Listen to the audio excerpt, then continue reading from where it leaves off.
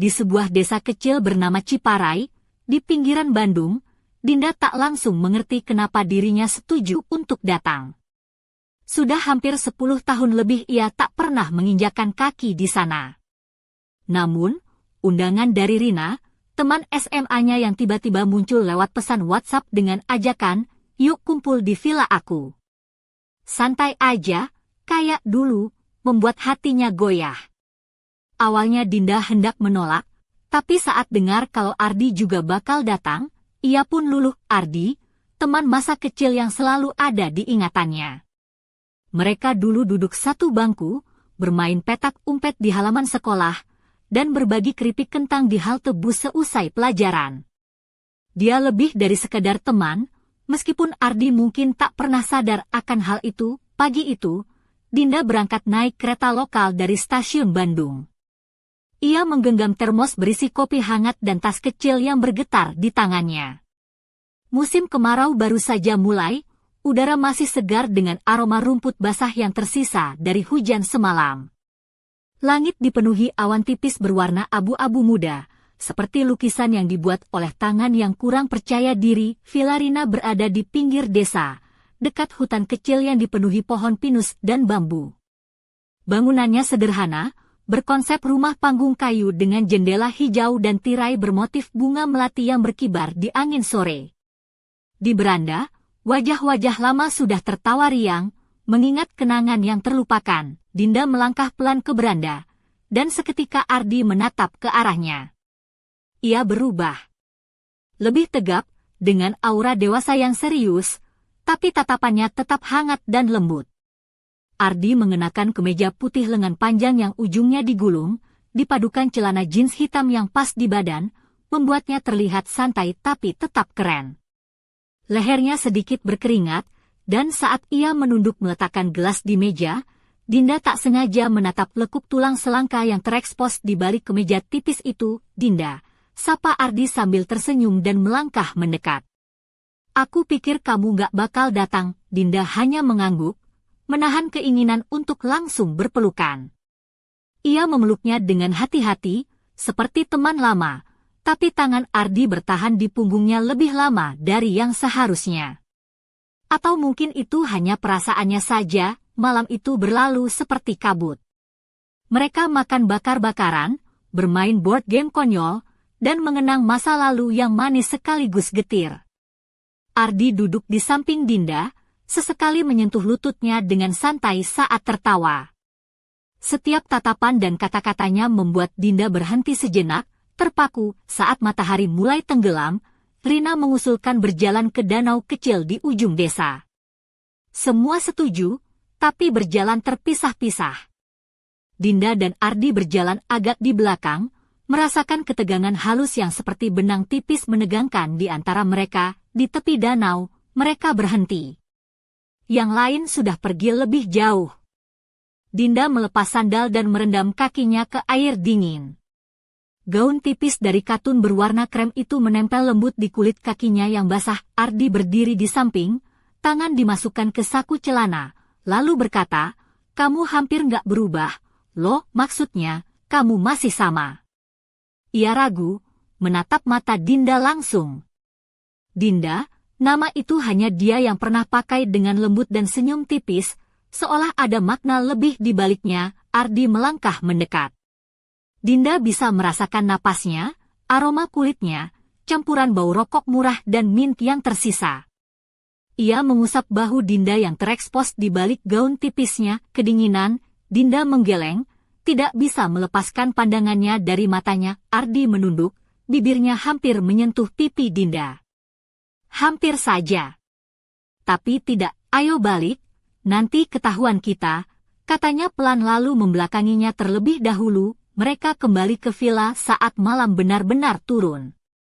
Yang lain sudah duduk di gazebo dengan selimut dan termos hangat. Rina menyenggol Dinda dengan tatapan nakal saat melihatnya datang bersama Ardi, lalu diam-diam menyerahkan secangkir teh hangat. Saat hampir tengah malam, Dinda sendirian di beranda. Semua sudah masuk kamar atau ke sauna.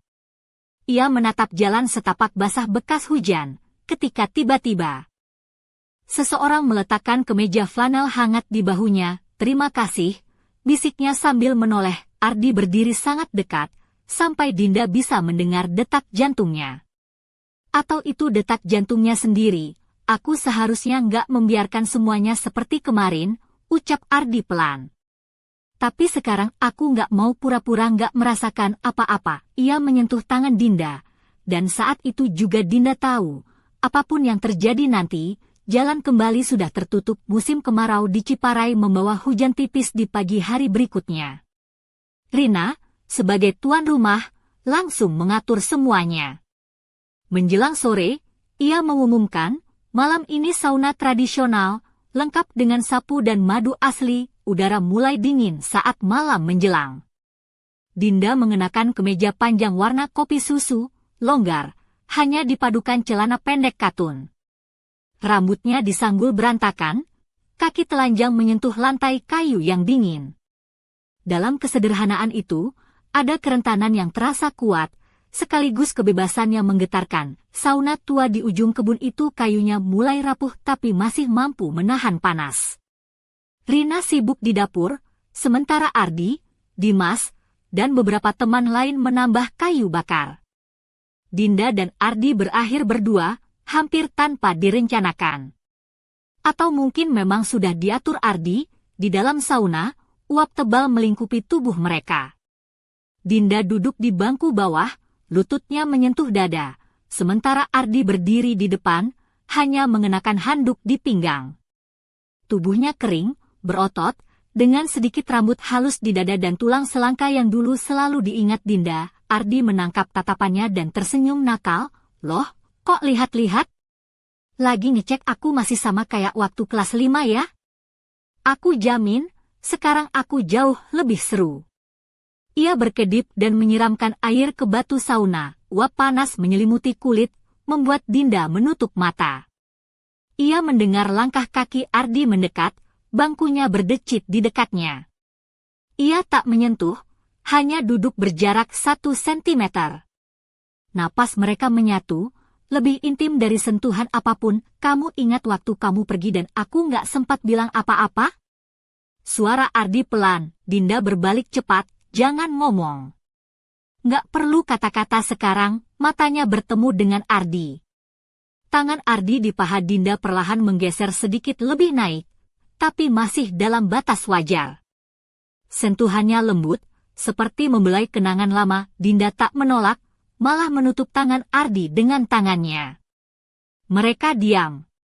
Tak ada ciuman, tak ada kata-kata besar. Hanya tubuh yang saling tarik tanpa suara, seperti dua magnet yang lelah dipisahkan jarak. Kemudian Ardi berdiri dan pergi keluar untuk menambah kayu api. Dinda duduk diam, jantung berdetak kencang di pelipis.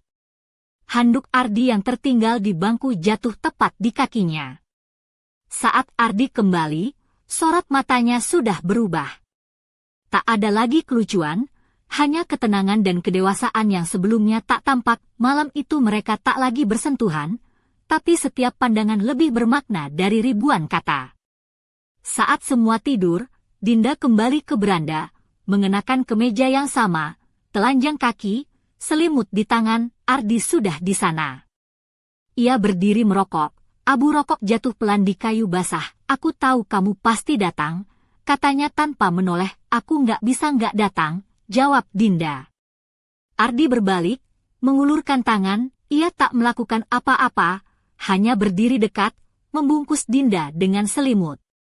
Dalam keheningan itu, terasa jelas semuanya serius, nyata. Dan Dinda tak takut, namun, saat fajar menyingsing, keheningan di rumah terasa menyeramkan. Tak ada suara, tak ada aktivitas.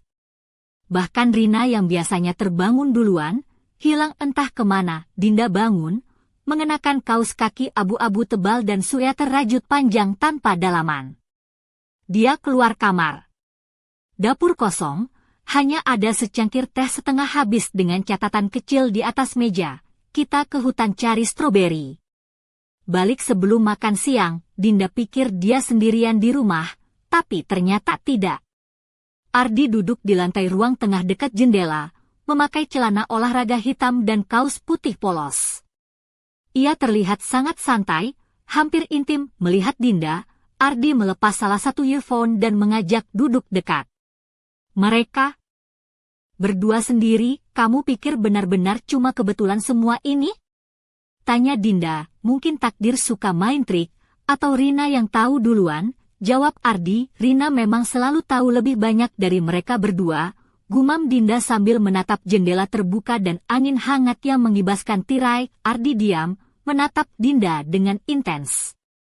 Sweater Dinda sedikit terangkat, memperlihatkan paha halusnya. Dinda sengaja tak meluruskan, entah sengaja atau tidak, tahu nggak, yang aku suka dari kamu, kata Ardi tiba-tiba, kamu itu asli. Bukan topeng atau pura-pura. Kamu hidup, sederhana, tanpa filter. Dinda merasakan getaran halus di dalam tubuhnya. Ardi meraih sehelai rambutnya dan menyapunya dari wajah dengan lembut. Semuanya berjalan lambat, seakan takut memecah keheningan yang rapuh. Tangan Ardi di pelipisnya, hangat dan sedikit kasar dari kayu dan kayu bakar. Dinda membalas dengan mendekatkan dahinya ke dahinya. Tak ada ciuman, hanya napas dan kontak yang aneh, tak bisa dijelaskan. Aku nggak mau rusak semuanya, bisik Ardi. Ya jangan rusak, jawab Dinda. Ardi memeluknya erat, tubuh mereka menyatu seperti kepompong. Lututnya berada di sela lutut Ardi. Sweater naik ke atas, tapi pelukan itu semakin kuat, tanpa melakukan sesuatu yang lebih, hanya pelukan. Dalam pelukan itu ada lebih dari yang bisa diberikan ranjang manapun. Mereka diam selama 10, mungkin 20 menit. Dinda meletakkan kepala di dada Ardi dan mendengar detak jantungnya. Kadang ia mengelus punggung Dinda dengan malas, seperti kebiasaan lama. Tiba-tiba pintu berderit. Keduanya menoleh bersamaan. Di ambang pintu berdiri Rina. Ia mengangkat alis dan terkekeh kecil. Udah jelas, ya, katanya lalu tanpa menunggu jawaban pergi ke dapur. Dinda dan Ardi saling pandang. Di mata Ardi ada kebingungan, di mata Dinda ada ketakutan. Sehari itu berlalu samar. Rina tak bicara langsung, yang lain seakan tak peduli. Tapi suasana jadi penuh tekanan. Malamnya Rina mendekati Dinda di koridor. Kamu ngerti nggak apa yang kamu lakukan? Ini cerita lama yang belum kita tutup, jawab Dinda, atau jebakan yang awalnya terlihat indah tapi bikin sesak, ucap Rina. Dinda diam. Malam itu hujan turun. Di tengah gelap, Dinda terbangun mendengar ketukan pelan di jendela.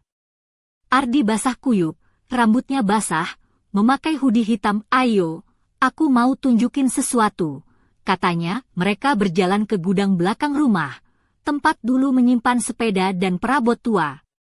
Di dalamnya kering dan hening. Ardi menyalakan senter dan meletakkannya di sudut, lalu duduk di kasur lama. Kita dulu sembunyi di sini saat kamu takut, ingat? Bisiknya. Dinda duduk di sampingnya. Sekarang aku nggak takut, jawabnya pelan. Ardi mengangguk. Kali ini semuanya berbeda. Bibirnya menyentuh bibir Dinda perlahan, penuh gairah dan sekaligus kesedihan. Dinda tak menjauh, namun di luar pintu terdengar langkah kaki. Mereka berhenti. Tak ada suara lain. Keesokan harinya, seolah segalanya pecah. Cara orang melihat mereka berubah. Mungkin mereka sendiri yang berubah, atau suasana tak lagi bisa menyembunyikan perasaan di balik kedok persahabatan. Rina dingin, hampir seperti es. Dimas menatap mereka dengan curiga. Yang lain diam, tapi mata mereka melemparkan tatapan miring penuh sindiran. Dinda dan Ardi tidak lagi sembunyi, tapi juga tak pamer. Mereka hanya bersama. Pagi itu Rina berkata, hari ini kita bersih-bersih loteng. Semua ikut. Terapi kelompok dengan senyum palsu. Loteng itu berdebu, rendah, penuh sarang laba-laba dan perabot tua. Dinda dan Ardi mengangkat kotak, album foto lama, dan taplak meja lusuh. Ardi berdiri di tangga dengan kaos tanpa lengan, otot-ototnya terlihat jelas saat ia membungkuk. Dinda beberapa kali tak sadar menatapnya dengan kagum. Saat menarik sebuah kotak, tiba-tiba jatuh dan mendarat di kaki Dinda. Sakit, cukup untuk membuatnya teriak kecil. Ardi langsung turun dan duduk di sebelahnya. Lagi sakit di mana? Di sini, tunjuk Dinda ke paha dengan memar merah. Ardi mengangkat rok Dinda sedikit di atas lutut dan memeriksa lukanya.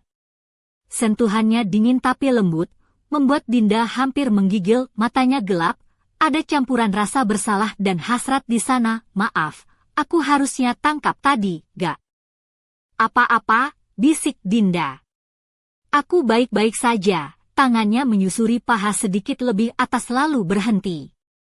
Mereka berdua terdiam, tiba-tiba terdengar langkah kaki. Rina berdiri di ambang pintu dengan tatapan dingin. Mungkin kalian sudah cukup di sini, sudah jelas, katanya tanpa meninggikan suara. Dinda berdiri, menghapus debu di tangan.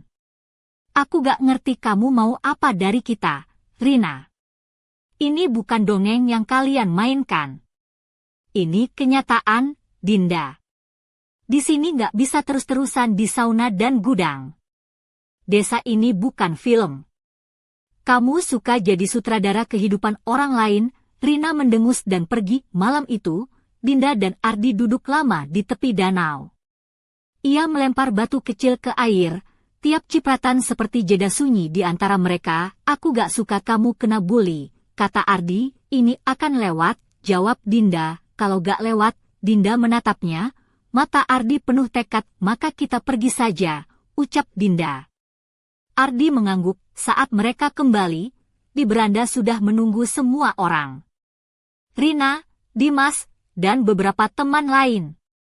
Mereka menatap serius, seperti hakim di pengadilan. Dinda menggenggam tangan Ardi dan maju. Kalian mau dengar apa?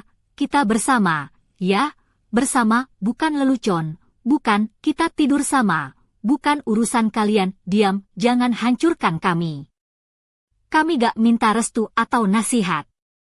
Cuma jangan ganggu. Kemudian Dimas berkata, kalau ini cuma permainan musim panas, Dinda, jangan sakiti dia atau dirimu. Dinda mengangguk. Mereka pergi, hanya tersisa malam. Dinda dan Ardi berbaring di taman di atas selimut. Ardi membacakan puisi karya Hairil Anwar dengan suara rendah dan tenang. Jari-jarinya mengelus pergelangan kaki Dinda yang terbungkus gaun tipis tanpa pakaian dalam. Kalau ini berakhir sekarang, aku gak akan menyesal, katanya. Kalau gak berakhir, ia tersenyum dan meraih bibir Dinda. Ciumannya lama, sedikit asin karena keringat dan gugup. Mereka tertidur di rumput, tapi tengah malam Dinda terbangun, merasa ada sesuatu di belakangnya. Dalam gelap, sosok berdiri diam. Dinda terkejut, tapi tak ada siapa-siapa, hanya bayangan di antara pepohonan dan perasaan sesuatu yang retak lagi, tapi lebih dalam, bukan di antara mereka. Keesokan paginya, Ardi tak ada. Awalnya Dinda pikir ia hanya pergi pagi-pagi, membawa termos kopi seperti biasa untuk menenangkan pikiran, namun jam berlalu, dan Ardi tak kunjung kembali. Tidak di dapur, taman, atau danau. Dinda memeriksa pekarangan 2 kali. Ardi tak membawa jaket atau handphone, mungkin beli rokok? Dimas berteka-teki. Tapi bahkan dia tak yakin. Dinda mendekati Rina. Kamu tahu dia di mana? Kamu pikir aku pengasuhnya? Tapi kok kamu senang dia nggak ada? Rina hanya mengangkat bahu, tapi matanya penuh kecemasan yang disembunyikannya. Mereka mulai mencari. Dari pinggir hutan, ke bekas pompa air tua. Malam menjelang, pencarian berubah jadi bisikan. Tak ada yang berani bilang Ardi mungkin hilang. Hanya pergi. Marah. Takut, tapi Dinda tahu, dia tak akan meninggalkannya begitu saja. Saat senja datang, Dinda kembali ke arah danau. Ada sesuatu yang menariknya. Gaunnya tersangkut rumput, kaki telanjang dingin. Tapi dia tak bisa berhenti. Danau tenang seperti cermin. Di sana, di tepi rumput, Dinda menemukan sepatu lari Ardi. 1, penuh lumpur dan lumut. Ia tak berteriak, hanya berlutut dan mengambilnya. Di dalamnya ada secari kertas, lusuh dan basah. Dinda, kalau kamu membaca ini, berarti aku sudah pergi ke tempat yang aku takutkan sepanjang hidup, ke hutan, ke pompa air tua. Kita pernah dengar dari orang tua bahwa ada rumah terbengkalai di sana.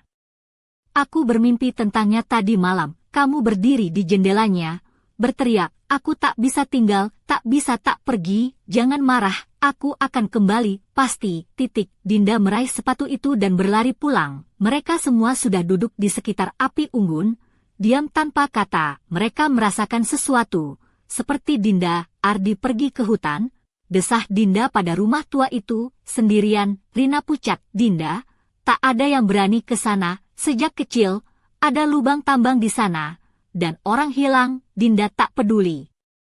Ia ambil senter dan jaket, lalu berlari. Hutan menelan suara, dahan-dahan rapuh di bawah kaki, udara seperti kulkas. Ia berjalan dengan perasaan, bukan logika. Tiba-tiba, bayangan rumah tua muncul. Atapnya bobrok, jendela gelap tanpa kaca. Dinda mendekat di dalam gelap, bau lembab dan waktu. Ia melangkah masuk dan mendengar suara Dinda. Ia berlari naik tangga, hampir terjatuh, dan di loteng melihat Ardi. Ia duduk di sudut, basah, ketakutan. "Aku tak tahu kenapa tak bisa pergi, seperti ada yang menahan.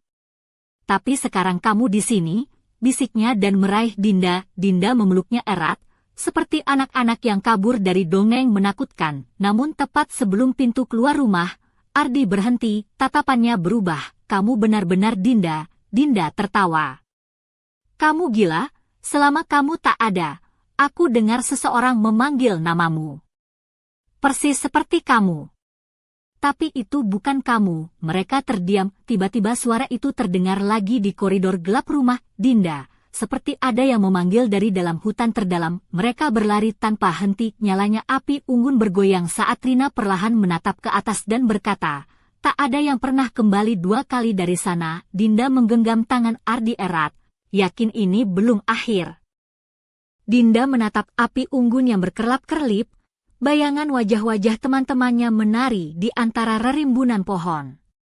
Suasana hening, berat, seolah setiap napas membawa bisikan dari masa lalu yang tak terjamah. Dingin malam mulai merayap masuk ke tulang, tapi hatinya membara, penuh pertanyaan yang tak kunjung terjawab. Ardi yang kini duduk di sampingnya, wajahnya masih basah karena hujan tadi, tampaklah tapi matanya penuh tekad. "Kamu merasa apa tadi di loteng?"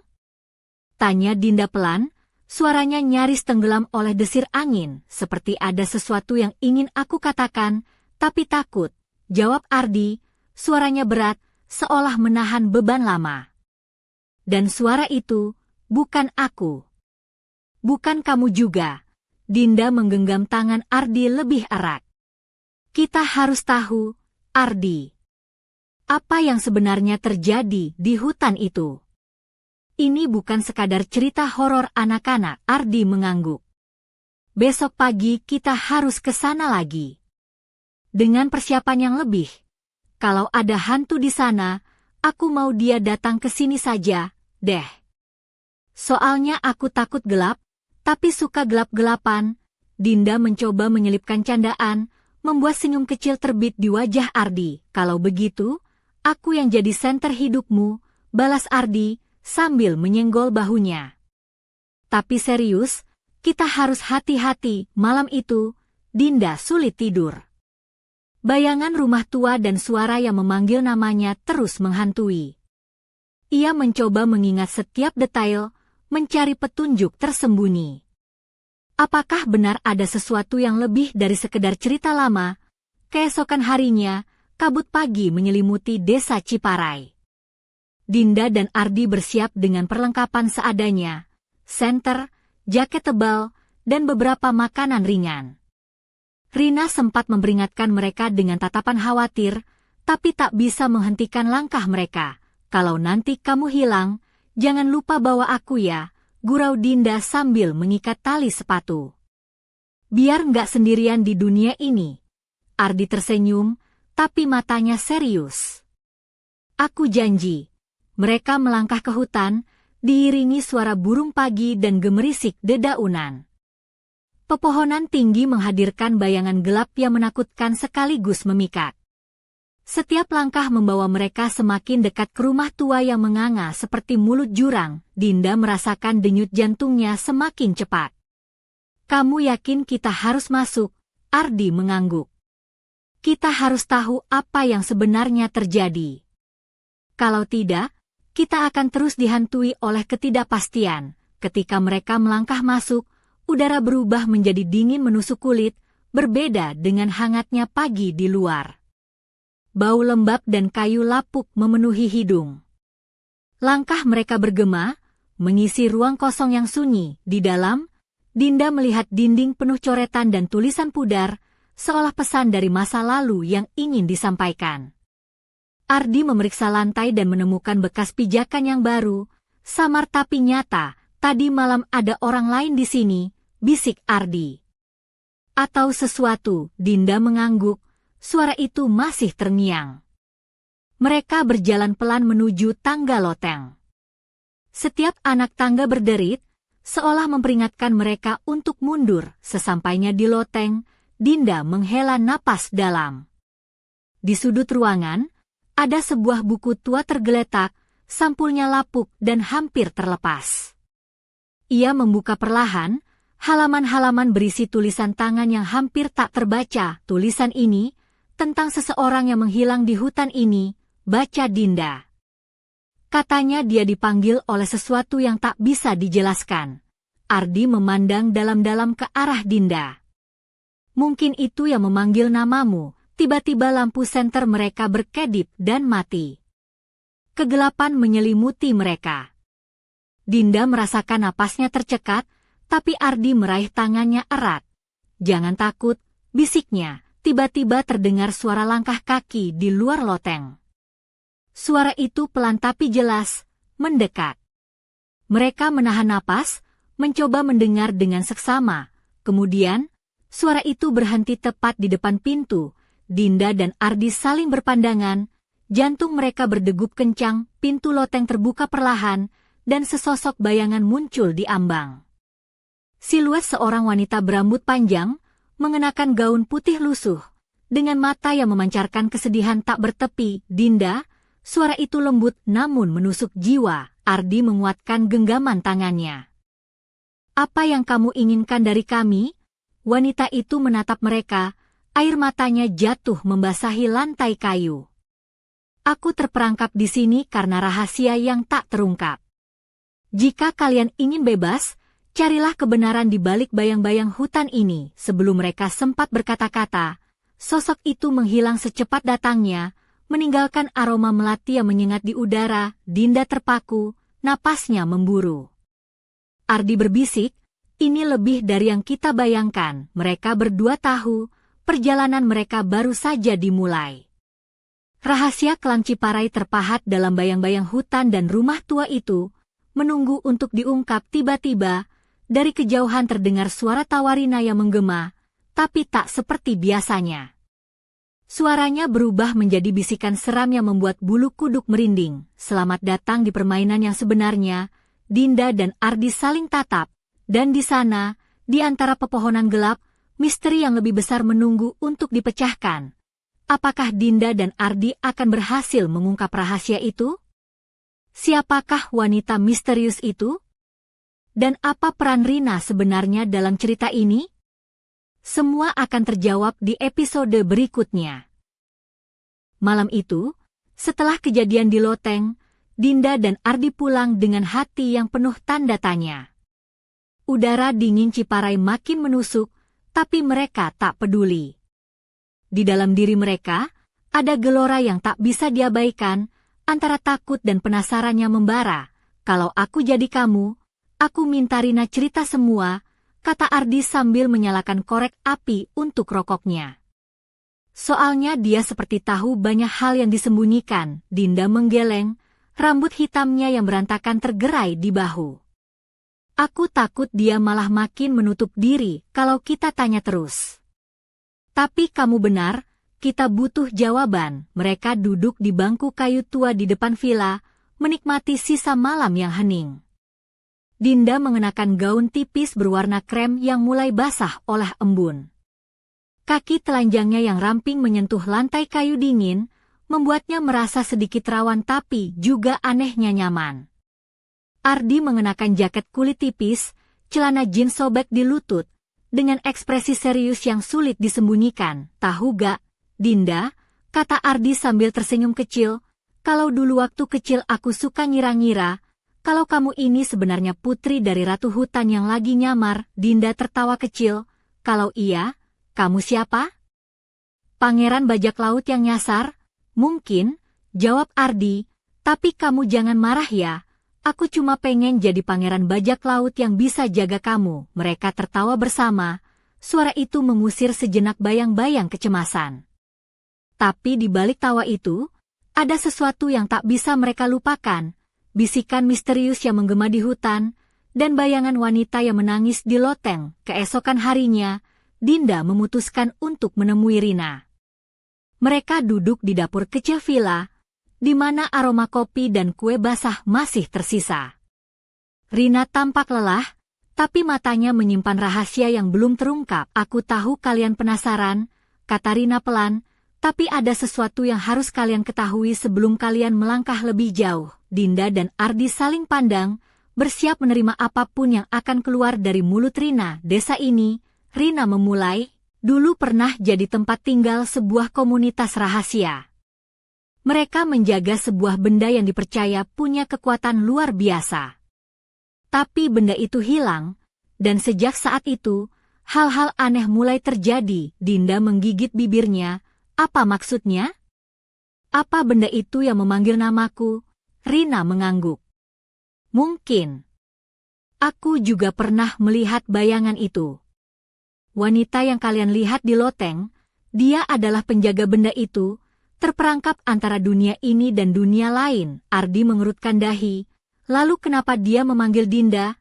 Aku nggak tahu pasti, jawab Rina, tapi aku takut jika benda itu jatuh ke tangan yang salah, bisa berbahaya untuk kita semua. Dinda menelan ludah, jadi kita harus mencari benda itu. Rina diam sejenak, lalu mengangguk pelan. Ya. Tapi hati-hati. Ini bukan permainan biasa. Malam itu, Dinda tak bisa tidur. Ia memikirkan semua yang terjadi, dan ada rasa takut yang tak bisa ia sembunyikan. Namun, ada juga rasa ingin tahu yang lebih besar, seperti magnet yang menariknya kembali ke hutan gelap itu. Di luar villa, angin berbisik lewat celah-celah daun. Suara samar seperti tawa dan tangisan campur aduk, mengisi udara malam Ciparai dengan misteri yang belum selesai. Dinda berdiri di depan jendela, menatap gelapnya hutan. Ia tahu, besok adalah awal dari perjalanan yang akan mengubah hidupnya selamanya. Apapun yang terjadi, bisiknya pada diri sendiri, aku harus tahu kebenarannya. Dan di balik pepohonan, bayangan wanita itu mengintip, dengan senyum tipis penuh teka-teki. Apakah Dinda dan Ardi akan menemukan benda misterius itu? Bagaimana nasib mereka menghadapi kekuatan yang tersembunyi di Ciparai? Dan apa sebenarnya rahasia yang disembunyikan Rina? Semua akan terjawab di episode berikutnya yang penuh kejutan dan bahaya. Malam semakin larut ketika Dinda duduk di teras depan villa, menatap langit gelap yang dipenuhi bintang. Angin dingin berhembus lembut, menyentuh kulitnya yang terbalut gaun tipis warna krem, menimbulkan sensasi hangat yang aneh di dalam dada. Kakinya yang ramping tanpa alas menyentuh lantai kayu dingin, seolah menambah kerentanan yang tak terucapkan. Di sampingnya, Ardi berdiri dengan jaket kulit yang sedikit terbuka, memperlihatkan otot-otot tangannya yang terbentuk sempurna. Wajahnya serius namun ada sedikit senyum yang mengembang saat menatap Dinda. Tahu gak, Dinda, kata Ardi sambil menyulut rokoknya. Kalau dulu aku pernah berpikir kamu ini putri dari ratu hutan yang lagi nyamar. Dinda tertawa ringan, suara merdunya mengusir sejuk malam. Kalau begitu kamu siapa? Pangeran bajak laut yang nyasar di hutan. Ardi tersenyum nakal, mungkin. Tapi aku janji, aku bakal jadi pangeran bajak laut yang jaga kamu. Tawa mereka pecah bersama, mengusir sejenak bayang-bayang ketakutan yang membayangi. Namun, di balik tawa itu, bisikan misterius dari hutan dan bayangan wanita putih yang menangis di loteng terus menghantui. Keesokan harinya, Dinda menemui Rina di dapur kecil villa. Aroma kopi dan kue basah memenuhi ruangan. Rina tampak lelah, matanya menyimpan rahasia yang berat. Aku tahu kalian penasaran, kata Rina pelan, tapi ada sesuatu yang harus kalian tahu sebelum melangkah lebih jauh. Dinda dan Ardi saling berpandangan, siap menerima apapun. Desa ini, ujar Rina, dulu dihuni komunitas rahasia yang menjaga sebuah benda berkuasa. Benda itu hilang, dan sejak saat itu, hal-hal aneh terjadi. Dinda menelan ludah. Apakah benda itu yang memanggil namaku? Rina mengangguk, mungkin. Wanita yang kalian lihat adalah penjaga benda itu, terperangkap di antara dunia. Ardi mengerutkan kening. Kenapa dia memanggil Dinda? Aku tak tahu, jawab Rina. Tapi benda itu jangan sampai jatuh ke tangan yang salah, jadi kita harus mencarinya. Tanya Dinda. Rina mengangguk, iya, tapi hati-hati. Ini bukan permainan. Malam itu, Dinda tak bisa tidur. Ia berdiri di jendela, memandang hutan gelap. Ada rasa takut dan penasaran yang saling berebut di dalam dirinya. Angin berbisik, suara tawa dan tangisan bercampur mengisi malam Ciparai. Bayangan wanita itu muncul di antara pepohonan, tersenyum penuh teka-teki. Dinda menarik napas dalam. Aku harus tahu kebenarannya, dan di kegelapan, rahasia Ciparai menunggu untuk terungkap. Apakah Dinda dan Ardi berhasil menemukan benda misterius itu? Apa rahasia sebenarnya dari Rina? Dan bagaimana nasib mereka menghadapi kekuatan yang tersembunyi? Semua akan terjawab di episode berikutnya dengan kejutan dan bahaya yang tak terduga. Hujan turun dengan deras malam itu, membasahi jalanan desa Ciparai hingga berkilau di terpa lampu jalan. Dinda dan Ardi berdiri di bawah teras villa, payung kecil yang mereka pegang bersama berayun pelan mengikuti hembusan angin. Gaun tipis Dinda basah tersentuh air hujan, membentuk lekuk tubuhnya yang ramping tanpa terlalu menonjol, sementara rambut hitamnya yang panjang menempel di leher dan bahu, menambah kesan lembut sekaligus menggoda dalam batas sopan. Ardi, dengan jaket kulitnya yang basah, berdiri tegap di sampingnya, tatapan matanya yang tajam menunjukkan tekad yang membara. Kamu yakin kita siap? Tanya Dinda. Suaranya hampir tenggelam oleh gemuruh hujan. Ardi mengangguk, menarik napas dalam. Kalau bukan sekarang, kapan lagi? Ini kesempatan terakhir kita untuk tahu apa yang sebenarnya terjadi. Mereka melangkah memasuki hutan dengan senter kecil yang cahayanya berkelip-kelip di antara pohon-pohon tinggi. Lembab dan dingin menyelimuti tubuh mereka, aroma tanah basah dan daun membusuk memenuhi udara. Setiap langkah terdengar jelas, gema di antara pepohonan menambah ketegangan. Di kejauhan, rumah tua dengan atap bocor berdiri seperti penjaga rahasia zaman dulu. Jendela-jendela gelap dan pintu kayu yang hampir terlepas dari engsel mengundang rasa takut sekaligus penasaran. Dinda menggenggam tangan Ardi erat, merasakan kehangatan yang menenangkan di tengah dinginnya malam. Saat mereka masuk ke dalam rumah, suara gemerisik dan desahan angin menambah suasana mencekam. Di sudut ruangan, lampu senter mereka menangkap sebuah kotak kayu tua yang terkunci rapat. Dinda membungkuk, memperhatikan ukiran misterius di permukaannya, simbol-simbol kuno yang tak dikenalnya. Tebak apa isinya?